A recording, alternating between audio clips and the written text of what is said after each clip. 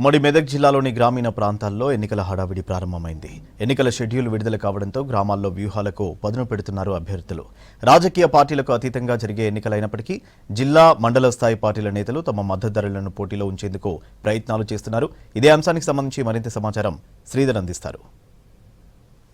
ఉమ్మడి మెదక్ జిల్లా వ్యాప్తంగా గ్రామ పంచాయతీ ఎన్నికల హడావిడి ప్రారంభమైంది. ఉమ్మడి మెదక్ జిల్లాలో 1613 గ్రామ పంచాయతీలు ఉండగా దాదాపు రిజర్వేషన్ల ప్రక్రియ పూర్తయిన తర్వాత ఇప్పటికే అభ్యర్థులు కూడా ఎవరు పోటీలో ఉంటారని దాదాపు ఒక క్లారిటీ వచ్చారు. అయితే అన్ని పార్టీలకు సంబంధం లేకపోయినప్పటికీ నియోజకవర్గ స్థాయిలో, జిల్లా స్థాయిలో నేతల్ని ప్రసన్నం చేసుకొని పార్టీ మద్దతుదారులుగా ఉంటూ పోటీకి సిద్ధమవుతున్నారు. మరోవైపు స్వతంత్ర అభ్యర్థులు కూడా చాలా వరకు పోటీలో ఉంటున్నారు.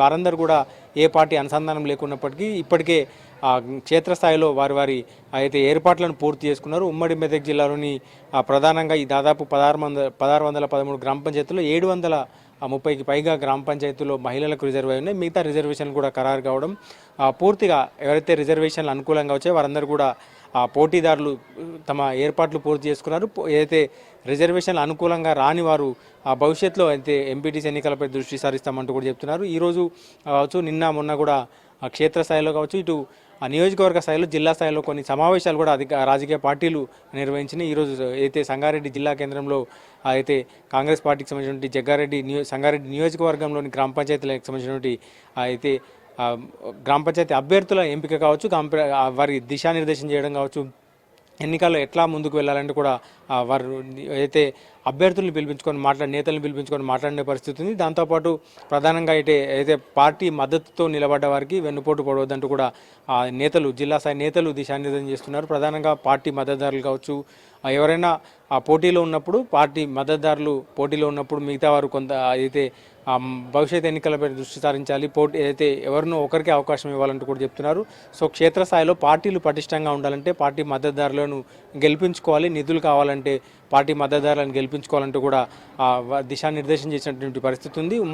మొత్తం ఉమ్మడి మెదక్ జిల్లాలో ఎక్కువగా చాలా వరకు గ్రామీణ స్థాయిలో కావచ్చు, ఎక్కువ హైదరాబాద్ ఇతర ప్రాంతాల్లో పనిచేసే ఉద్యోగులు కావచ్చు, వారందరూ కూడా ఆ ఉద్యోగాలను వదులుకొని గ్రామీణ స్థాయిలో తమ రాజకీయ భవిష్యత్తుకు ప్రారంభించేందుకు ఈ గ్రామ పంచాయతీ ఎన్నికలు వేదిక చేసుకుంటున్నారు. చాలా వరకు గత ఎన్నికల్లో కూడా యూత్ ఎక్కువగా పోటీలో నిలిచేందుకు ఉత్సాహం చూపారు. ఈసారి కూడా గ్రౌండ్ ప్రిపేర్ చేసుకుంటున్నారు. గత కొంతకాలంగా జనంతో టచ్లో ఉండడం కావచ్చు, సోషల్ మీడియాలో టచ్లో ఉండడం కావచ్చు, వివిధ గ్రామాల్లో జరిగే చిన్న చిన్న యాక్టివిటీస్లో కూడా పాల్గొంటూ జనంతో టచ్లో ఉండే ప్రయత్నం చేస్తున్నారు. సర్పంచ్ ఎన్నికల్లో పోటీ చేస్తే ఎట్లాంటి కార్యక్రమాలు చేయబోతున్నాము, భవిష్యత్తులో గ్రామ పంచాయతీకి సంబంధించినటువంటి అభివృద్ధి కార్యక్రమాలు ఎట్లా పాల్గొనబోతున్నాం అంటూ కూడా జనంతో చెప్పుకునే ప్రయత్నం చేస్తున్నారు. రిజర్వేషన్లు కూడా అనుకూలంగా రావడంతో వారందరూ కూడా ఈరోజు షెడ్యూల్ విడుదలైన వెంటనే గ్రామాల్లో ఇప్పటికే సమావేశాలు ప్రారంభించారు.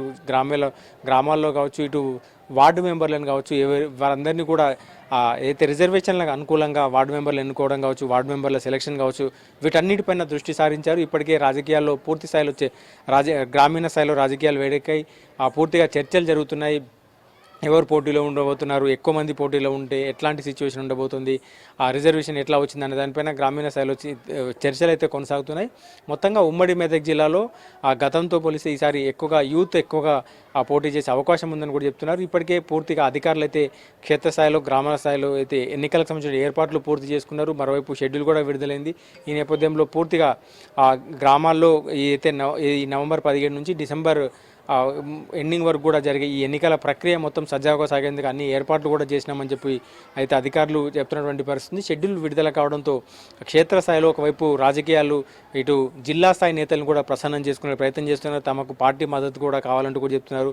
మరోవైపు స్వతంత్ర అభ్యర్థులు కూడా తమ అదృష్టాన్ని పరీక్షించుకునేందుకు ఈ ఎన్నికలకు సిద్ధమవుతున్నారు. మొత్తంగా ప్రధానంగా ఒకవైపు అభివృద్ధి ఎజెండాతో పాటు స్థానికంగా పలు అవసరాలకు నిలబడే వ్యక్తులను కావచ్చు, పాత తరం రాజకీయాలు కావచ్చు, కొత్త తరం రాజకీయాలను ప్రోత్సహించాలంటూ కూడా యూత్ ఎక్కువగా గ్రామాల్లో ఇప్పటికే తిరుగుతూ సోషల్ మీడియాను వాడుకుంటూ కావచ్చు, కొత్త తరంగా అభ్యర్థులకు సంబంధించినటువంటి పాజిటివిటీ కావచ్చు, నెగిటివిటీ దానిపైన ఎక్కువగా గ్రామాల్లో చర్చ జరుగుతుంది. మరోవైపు పార్టీల ప్రభావం కూడా ఉండే అవకాశం ఉన్న నేపథ్యంలో పార్టీల మద్దతు కూడా కోరుతున్నారు. మరోవైపు స్థానిక అంశాలను ఎన్నుకుంటున్నారు. అంటే ఒకవైపు అయితే ప్రధానంగా సంగారెడ్డి జిల్లాలోని పారిశ్రామిక ప్రాంతాల్లో పొల్యూషన్ కావచ్చు, ఇతర ప్రాంతాల్లో అంటే రోడ్లు వీటన్నిటిపైన కూడా దృష్టి సారించి మేము తమ ఎన్నిక జరిగితే ఇట్లాంటి వాటిని తమ గ్రామంలో ఉన్నటువంటి అభివృద్ధి పనులు కావచ్చు, రోడ్లు వేయించడం కావచ్చు, గ్రామాల్లో ఎప్పటి నుంచో పేరుకుపోయిన సమస్యల్ని పరిష్కరించే ప్రయత్నం చేస్తామంటూ కూడా అభ్యర్థులు ఇప్పటికే గ్రామాల్లో ప్రచారం చేస్తున్నారు. సో మొత్తంగా ఓవరాల్గా గ్రామ పంచాయతీ ఎన్నికల షెడ్యూల్ విడుదలైన తర్వాత గ్రామాల్లో ఎన్నికల హడావిడి అయితే ప్రారంభమైంది. కెమెరామెన్ రాజుతో శ్రీధర్, వీస్ న్యూస్, మెదక్ జిల్లా నుండి.